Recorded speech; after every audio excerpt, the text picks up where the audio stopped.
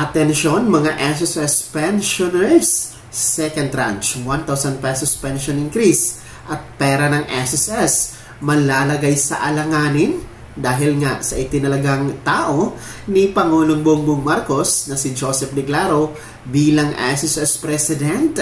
Katotohanan alamin natin sa video na ito. Hold up.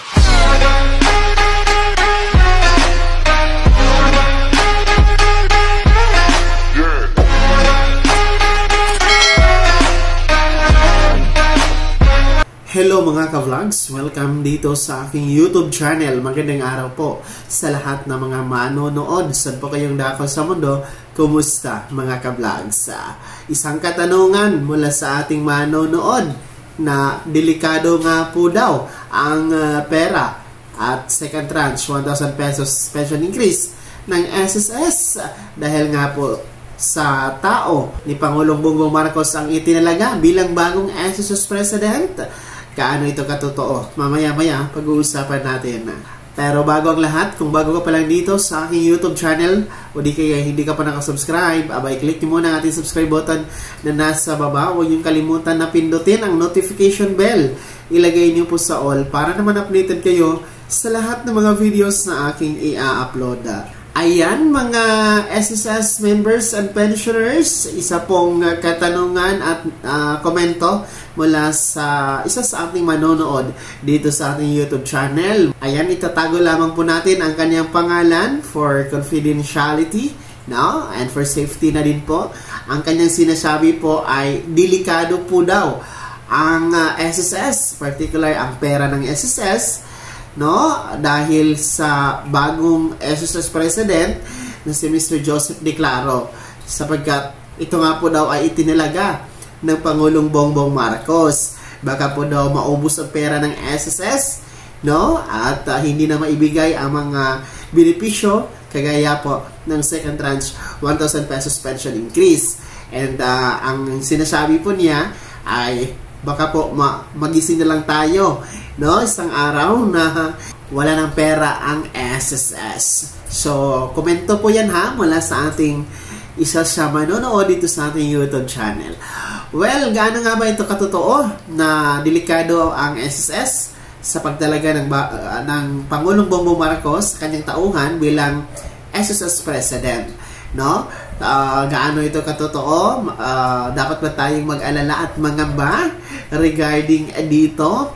Kung inyo pong natatandaan at sa mga hindi pa po nakakaalam, ang atin pong SSS ay meron na pong bagong SSS President na siyang pumalit po sa nagbitiw o nag-resign na presidente na si SSS outgoing President Rolando Ledesma Makasait na nag-resign po noong October 6 mga ka-vlogs, and pinalitan nga po siya ng dating SSS Commissioner na si Mr. Joseph Declaro. Siya po ay inappoint, tinalaga at inilagay sa pwesto bilang SSS President ng Pangulong Bongbong Marcos. Siya ay nanungkulan, nagsimulang umupo noong December 6 pa lamang at opisyal na nanumpa bilang bagong presidente ng SSS noong December 10 sa pangunguna po ng Finance Secretary na si Ralph Recto, no, na nag-administered po sa kanyang oath-taking ceremony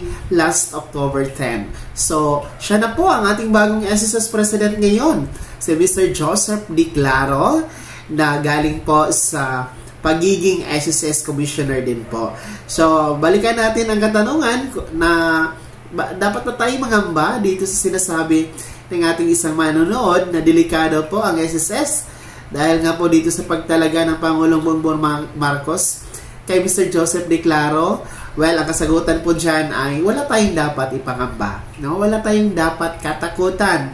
Ang presidente naman po talaga ng Pilipinas, no, lalong-lalo pa yung current administration o kasalukuyang administrasyon, ay siya talaga yung may kapangyarihan na magtalaga kung sino ang gusto niyang ilagay, i-appoint, no? Paupuin sa mga bakanting pwesto ng sangay ng gobyerno na under po sa kanya. So, nasa batas po yan, no? Under the provision of our law, meron po siyang power to appoint sino man sa kanyang napipisil na magagampanan yung tungkulin, no, doon sa bakanting pwesto. And yun po yung nangyari ngayon dito sa SSS president na pagiging bakante na posisyon matapos nga pong nag-resign si Rolando Ledesma Bacasait. So I think naman, no, wala naman po tayong dapat ipangamba at ikatakot hinggil nga po sa pera ng SSS na di umano ito'y mauubos, no, dito sa bagong tao na in-appoint ng Pangulong Bongbong Marcos. I think hindi naman po siguro yan mangyayari, no? Sapagkat hindi lang naman po ang SSS President ang magpapasya, no, sa mga bagay-bagay na may kinalaman po sa pananalapi ng SSS. Dahil meron naman pong commissioners, no? Ang trabaho po ng mga commissioners ay magbabalanse sa tamang tatahakin o direksyon ni SSS, no? At dyan po nanggaling ang bagong presidente natin ngayon na si Mr. Joseph Declaro. So I think alam niya, no? Kabisado niya ang naturang function, no, sa pagiging commissioner. Sila dapat ang gagawa ng mga hakbang, no, paano maproteksyonan ang kapakanan, no, ang benepisyo at serbisyo pananalapi ng SSS para sa mga miyembro at pensyonado. Pero sa kabilang dako, no, meron naman po tayong tinatawag na 50-50 scenario, no? Kasi nga may point din naman po yung nagkomento, no, na baka merong mangyaring tawag nito anomalya, no, dyan sa hanin ng SSS since ang Pangulo nga po ang nag-appoint. So hindi yan mawawala, no, kasi syempre kung ikaw ay in-appoint, no, utang loob mo yon sa nag-appoint sa iyo. So kumbaga ang gagawin dito sa nag-appoint ay kung ano man ang iuutos or gustong mangyari ay masusunod po dahil utang loob mo nga na na-appoint ka dyan sa pwesto. So merong mga ganong senaryo din po. Hindi natin yan mawawala. Pero sana naman po, no, ay hindi ito mangyayari at sana iisipin po ng bagong SSS President ngayon na si Mr. Joseph Declaro ang talagang kapakanan, no, ang talagang karapatan ng mga miyembro at benepisyaryo na magkaroon ng proteksyon, no, magkaroon po ng benepisyo, no, na nararapat po sa mga miyembro at pensyonado. Lalong-lalo pa itong second tranche 1,000 pesos pension increase. I think may tsansa ito sapagkat pwedeng kausapin ni Mr. Joseph Declaro ang Pangulong Bongbong Marcos na ibigay na ito. No, pwede niyang kausapin na punduhan ito sapagkat kaalyado niya naman, no? Si Pangulong Bongbong Marcos naman po ang nag-appoint sa kanya. Kaya magaan, no? Magaan lang na kanyang i-request, no, kanyang hilingin sa Pangulong Marcos na ibigay na itong inaantay na matagal na talaga, mag-8 years na second tranche 1,000 pesos pension increase sa ating mga pensyonado.